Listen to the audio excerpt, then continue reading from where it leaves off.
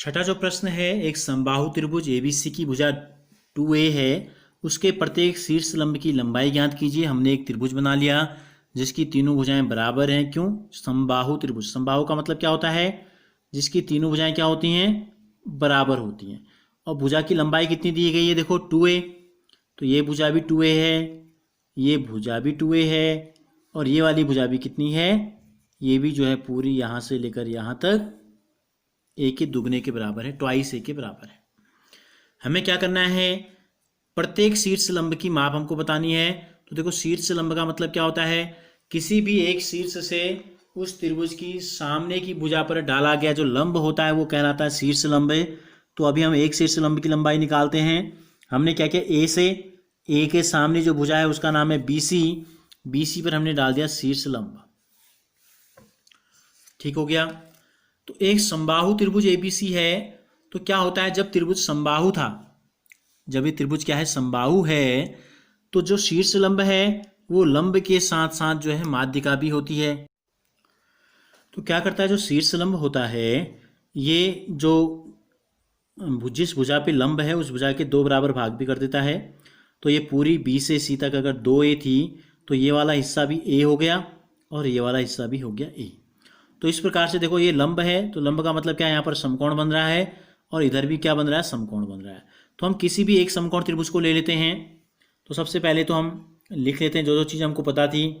देखो, तीनों भुजाएं ए बी बराबर बी सी बराबर सी ए, तीनों जो है भुजाएं हैं और तीनों का जो मान है वो किसके बराबर है? 2a के बराबर है। और ये देखो, इसको d अगर हम ले लें जहाँ पर लंब पड़ा, तो BD और DC, BD और DC बराबर हैं और दोनों का मान है a। हमको बताना क्या है?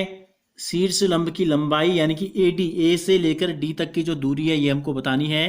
तो हम ले लेते हैं समकोण त्रिभुज, कोई एक समकोण त्रिभुज ले लेते हैं। दो समकोण त्रिभुज यहाँ बन रहे हैं। समकोण त्रिभुज ABD में, समकोण त्रिभुज ABD में, इन दोनों समकोण त्रिभुजों में क्या होता है? लगाएंगे हम पाइथागोरस प्रमेय, हमने आपको बता दिया है, उसका प्रयोग करेंगे। क्या होता है? कर्ण का वर्ग जो होता है शेष दो भुजाओं के वर्गों के योगफल के बराबर होता है। तो सबसे बड़ी भुजा देखो, समकोण के सामने की भुजा, सबसे बड़ी भुजा होती है कर्ण, क्या है? AB। तो यहाँ लिख देंगे AB का जो वर्ग है ये बराबर है, दो भुजाएं कौन सी बच गई? देखो, एक बची B से लेकर D, तो BD का वर्ग, धन इस त्रिभुज में दूसरी भुजा बची AD का वर्ग। हमें बताना क्या है? AD। तो जो राशि हमको बतानी है उसको बाईं तरफ ले लें तो ज़्यादा बेहतर रहेगा। तो इस पूरे का पक्षांतर हम कर सकते हैं। हम इसको इस प्रकार से भी लिख सकते हैं, BD की जो घात 2 है धन AD की घात जो 2 है ये बराबर होगी AB की घात 2 के बराबर होगी। ठीक है, BD का मान रख देते हैं। अब देखो, BD का मान कितना है? यहाँ देखो A, तो ये हो गया A की घात 2। AD का मान हमको बताना है तो AD को AD ही रहने देते हैं। AB का मान हमको बताया कितना है? 2a, तो AB का मान यहाँ रख देते हैं 2a की घात 2। तो ये हो गया AD की घात 2 बराबर, ये हमको बताना है 2a की घात 2 का मतलब होता है 2a को 2 बार गुणा करना है, 2a गुणा 2a।